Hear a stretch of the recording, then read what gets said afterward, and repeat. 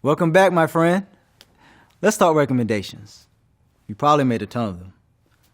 Which restaurants people should try, which music they should check out, where they should go on their first date. Funny that one didn't catch on. You shouldn't be surprised to learn that we can teach computers to make recommendations too.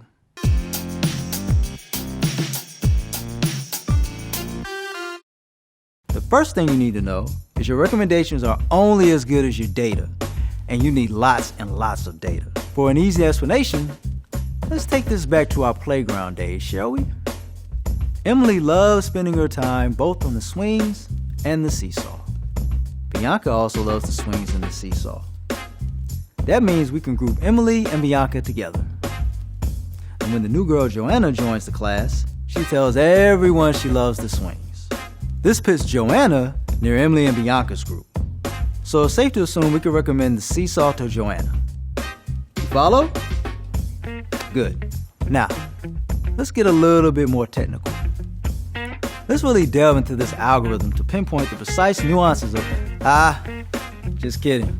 That was an alternating least squares formula.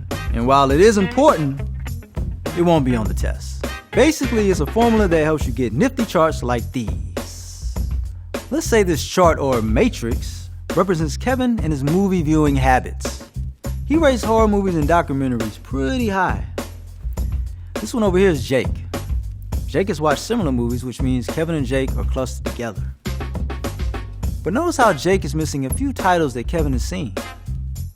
Now, by multiplying these matrices together, don't worry, someone else is doing that right now. Then we get these new data points to fill in the empty squares for Jake. If we plot these data points, we get a line chart that helps us make predictions. That's the heart of linear regression. The closer a data point is to Jake's line, the better the recommendation is for him. So obviously, the machine will recommend Texas Chainsaw Massacre over Merry Kisses.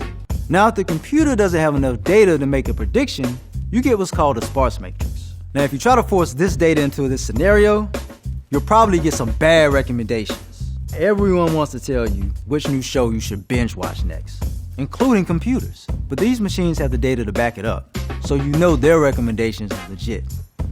That's why tonight I can't wait to dive into Bridget Jones' Diary. Whoa. Come on, guys, it's not funny. For more information on all things AI, subscribe to this channel and check out these other videos.